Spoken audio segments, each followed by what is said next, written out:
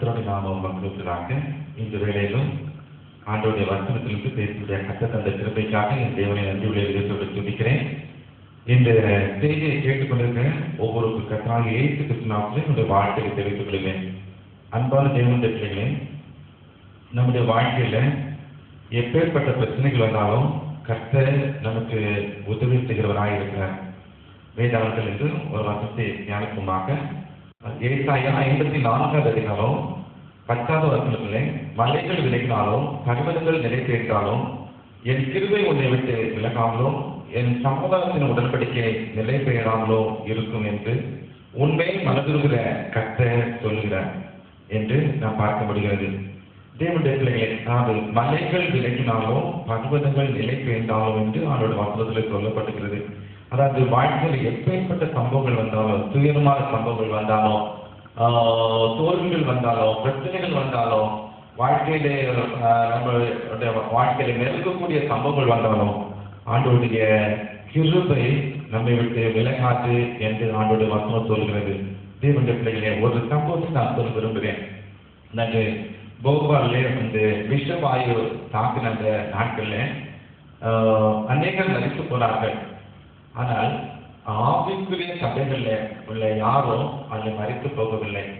அப்படிப்பட்ட அந்த சம்பவங்கள் வரும்போது ஆண்டவர் என்ன செய்திருக்கார், அந்த இடத்தில் உள்ள ஜனங்களை வெளியே அப்புறப்படுத்தின பிறகு, அதாவது விசுவாசிகள் பலவிதமான காரணங்களுக்காக பல ப்ரோக்ராம்ஸுக்காக அவர் வெளியே போன பிறகு தான் அந்த இடத்திலே அதாவது அழிவு வந்தது, அவர்கள் பாதுகாக்கப்பட்டார்கள். அதாவது ஆபிரகாம் சொல்லும்போது சொல்கிறார்கள், துன்மார்க்கரோடு நீதிமான்களை வாதிக்கொள்வீரோ அது உனக்கு சூரமாக இருப்பதாக என்று சொல்கிறேன். தேவனுடைய பிள்ளைகளை துன்மார்க்கரோடு கர்த்தர் நீதிமான்களை வாதிக்கொள்ள மாட்டார். ஆகவே எப்பேற்பட்ட சம்பவங்கள் வந்தாலும், அதாவது சில நாட்களில் சுனாமி வந்தது, இன்னும் குஜராத்தில் பார்க்கும்போது பூகம்பம் வந்தது, அப்படிப்பட்ட அந்த சம்பவங்கள்லாம் உண்டாகும் போது தேவனுடைய பிள்ளைகளை கர்த்தர் விசேஷமாக பாதுகாத்து கொண்டார். அவர்களுக்கு எந்த சேதங்களும் வரவில்லை. ஆகவே தேவனுடைய பிள்ளைகளை, அதாவது மலைகள் விலகினாலும் கொஞ்சம் பர்வதங்கள் நிலை பெய்தாலும் அதாவது அவருடைய கிருபை நம்மை விட்டு விலகாது. தேவனுடைய பிள்ளைகளை, தேவ கிருபைகளை சார்ந்து வாழ்கிறவர்களுக்கு எப்போதும் எந்த பிரச்சனைகளும் வராது. தாவீது சொல்லும்போது சொல்லுகிறேன், உங்களுடைய கிருபை என்னை விட்டு எடுபடாமல் இருப்பதாக என்று சொல்லுகிறேன். தேவனுடைய பிள்ளைகளை, அதாவது அவருடைய கிருபைகளை சார்ந்து வாழ்ந்தது தாவீதுக்கு அவருடைய கிருபை வேண்டும் என்று அவர் எதிர்பார்க்கிறார். இன்னும் பார்க்கும்போது, அதாவது என் சமாதானத்தின் உடன்படிக்கை நிலை பெயராமலும் இருக்கும் என்று ஆண்டோடைய வசனம் சொல்கிறது. அவருடைய சமாதானத்தின் உடன்படிக்கை சொல்லும்போது புதிய பாட்டிலே பார்க்கும்போது அவர் நம்மோடு உடன்படிக்கை பண்ணியிருக்கிறார். அது எப்படிப்பட்ட உடன்படிக்கை என்றால் அவருடைய இரத்தத்தினாகிய உடன்படிக்கை என்று சொல்லப்படுகிறது. அல்லேலூயா. தேவனுடைய பிள்ளைகளை, அவருடைய இரத்தத்தினாகிய உடன்படிக்கை அவர் நம்மோடு பண்ணியிருக்கிறார். அப்போ அந்த அவர் தன்னுடைய விலையேறப்பட்ட ரத்தத்தை நமக்காக சிந்தி நம்மோடு உடன்படிக்கை பண்ணியிருக்கிறபடினால அந்த உடன்படிக்கை நிலை பெறாது என்று கர்த்தருடைய வசனம் சொல்கிறது. இன்னும் சொல்லும்போது அது என்று உண்மை மனதுருகவே கர்த்தர் சொல்லுகிறார். தேவனுடைய பிள்ளைகளை, புதிய ஏற்பாட்டில் பார்க்கும்போது, அதாவது சுவிசேஷங்கள்ல நாம் இயேசு கிறிஸ்து செய்த அற்புதங்களை எல்லாம் பார்க்கும்போது அவர் எல்லா ஜனங்களை பார்த்து மனதுருகினார். மனதுருகி அதன் பிறகு என்ன செய்தார், அற்புதங்களை செய்தார் என்று பார்க்க முடியும். பற்பல வியாதியஸ்தர்கள் விடுதலை பெற்றார்கள், ஜனங்கள் அற்புதத்தை பெற்றுக்கொண்டார்கள் என்று நாம் பார்க்க முடியும். அப்படி நம்ம தேவனுடைய பிள்ளைகளே, நான் இங்கே சொல்லும் போது மனதுருகிற கர்த்தர் சொல்லுகிறார் என்று சொல்லியிருக்கு. அப்போ நம்மே மனதுருகிறார். செய்தியை கேட்டுக் கொள்ளுகிற ஒவ்வொரு தேவனுடைய பிள்ளைகளையும் பார்த்து கர்த்தர் மனதுருகிறார். தேவனுடைய பிள்ளைகள், உங்களுடைய வாழ்க்கையில் ஒரு அற்புதம் நடக்க போகிறது, அது இப்போதே நடக்கிறது. அவர் மனதுருகினார் என்றால் ஒரு அற்புதம் ஒன்று நிச்சயமாக உங்களுடைய வாழ்க்கையில் அந்த அற்புதம் நடக்கிறது என்று விசுவாசித்துக் கொள்ளுங்கள். நீங்கள் உண்மையாக விசுவாசிப்பீர்கள் என்றால் தேவனுடைய மகிமையை காண்பீர்கள். அந்த அற்புதம் நாளைக்கு அல்ல, அவர் மனதுருகிறார், உடனே அற்புதத்தை செய்கிறார்.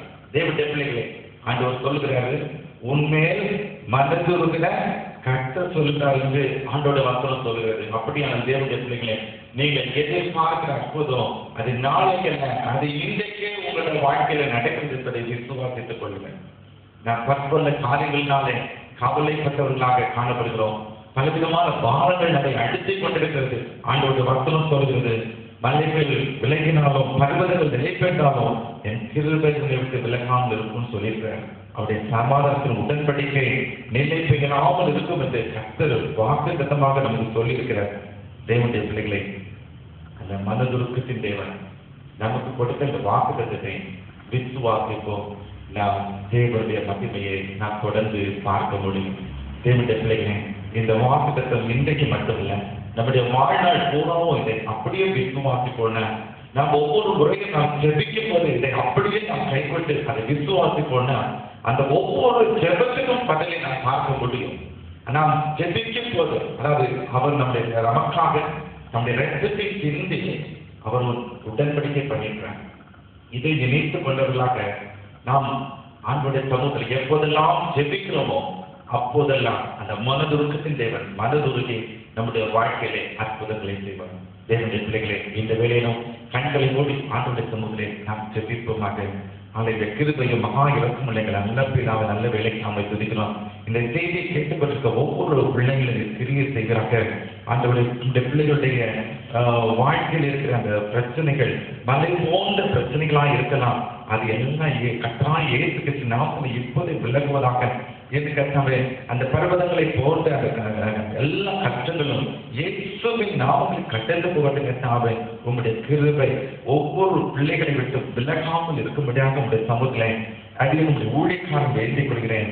நீ பண்ணின அந்த இரத்தத்தினால் ஆகிய அந்த புதிய உடன்படிக்கையை நினைவு கூர்ந்து ஆண்டவரே உங்களுடைய பிள்ளைகள் மேல் மனதுருகி எதிர்பார்க்கும் நன்மைகளையும் கட்டளையிடும் எதிர்பார்க்கிற அற்புதத்தை செய்தியாக உங்களுடைய பிள்ளைகள் வாழ்ந்து சுகமாய்க்கு கிருபை செய்யும்.